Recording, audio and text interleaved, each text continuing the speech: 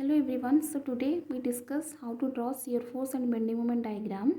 As shown in the figure, we can see that there is a simple supported beam and supports are provided at point A and B, and there is a point load 10 kN which is acting at point C and UDL in between D and B.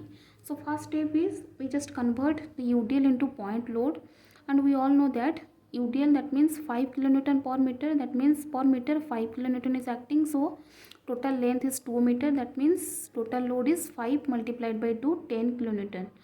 We all know that 10 kN is acting always at its center of gravity, that means at middle point. So just mark 10 kN at middle point.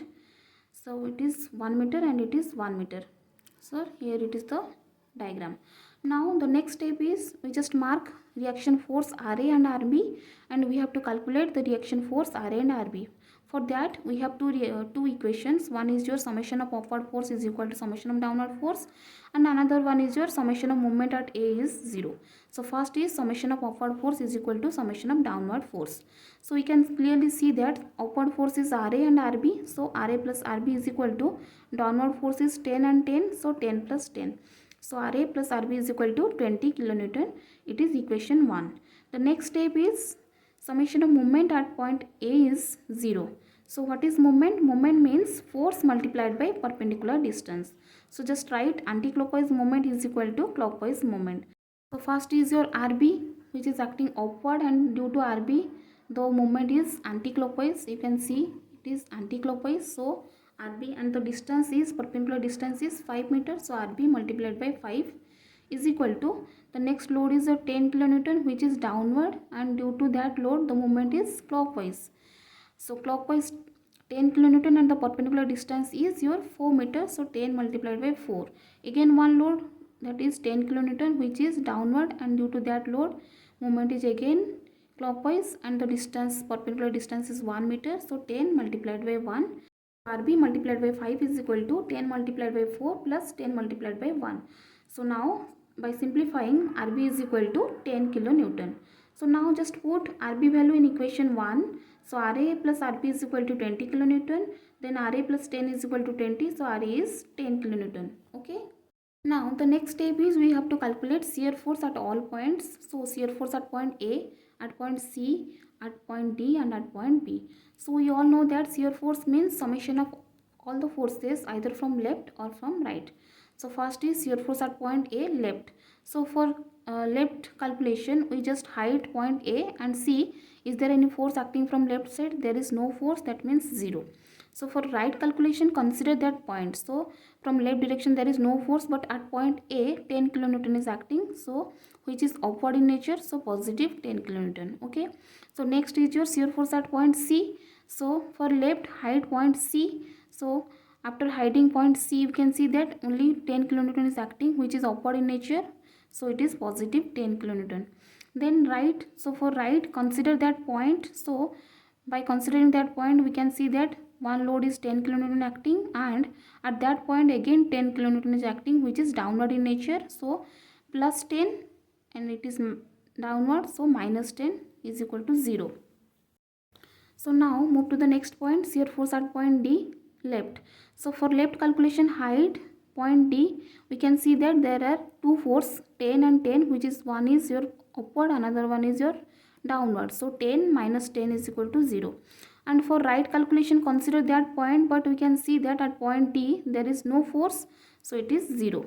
Now next move to the next point, point B. So shear force at point B, left. So for left calculation, hide point B, and we can see that there are three force 10, 10 and 10. So first 10 is your upward, so positive 10. Then next 10 is your downward, so minus 10. Again next 10 is your downward, so minus 10. So value is minus 10 kilonewton. Then shear force at point B, right. So for right calculation, consider that point also. So we can see 10, 10, 10, 3 loads are acting, and at point B also 10 kilonewton is acting. So 10 is your upward, positive 10, then minus 10 because now downward, then again minus because downward, again positive 10 because it is upward, so plus 10 is equal to 0. Okay. So we have calculated shear force at point A, C, D and B. Now we just draw shear force diagram. So for that, just draw a line and mark all the values. So first at point A 0, so mark 0, then 10, mark 10, then at point C first is your 10, mark 10, then it is your 0, mark 0. Then move to the next point, point D. So at point D first is your 0, so mark 0, then next is your again 0, so mark again that point 0. Then next point is your force at B. So at B, so first is your minus 10, so mark first minus 10, then 0, so 0. Join all the lines. So it is your shear force diagram. Now we have to draw bending moment diagram. For that we have to calculate bending moment at all points, bending moment at point A, C, D and B. For that, so first is your bending moment at point A. So for at point A we just hide that point and see is there any force acting from left side. There is no force, that means bending moment is 0, so 0. Now bending moment at point C, so hide point C and C, and we can see that there is a load 10 kN acting which is 1 meter away, that means perpendicular distance is 1 meter. So and the force is upward in nature, so positive 10 multiplied by 1 is equal to 10 kilonewton meter. Now move to the next point, point D. Hide point D, we can see there are two force 10 and 10, which is one is acting upward, another one is acting downward. So first 10 kilonewton and perpendicular distance is 3 meter, which is upward, so positive 10 multiplied by 3. Then next 10 kilonewton and the perpendicular distance is 2 meter, but the load is downward, so negative, so minus 10 multiplied by 2 and the value is 10 kilonewton meter. Now next move to the next point, point B. Hide point B, you can see there are three force 10, 10, 10. So just calculate. First is your 10 kilonewton and the perpendicular distance is 5 meter because 10 kilonewton is acting 5 meter away from point B and it is upward, so positive 10 multiplied by 5. Then the next load is again 10 kilonewton but the distance is 4 meter and it is downward, so negative, so minus 10 multiplied by 4. Then next load is the 10 kilonewton and which is downward in nature and the distance is 1 meter, so minus 10 multiplied by 1 and the value is 0. Now draw the bending moment diagram. So just first mark all the values. So bending moment at A is 0, just mark here 0. Then at point C it is 10 plus 10, so mark here. Then at point D again plus 10, so mark here. Then at point B it is 0, again mark here.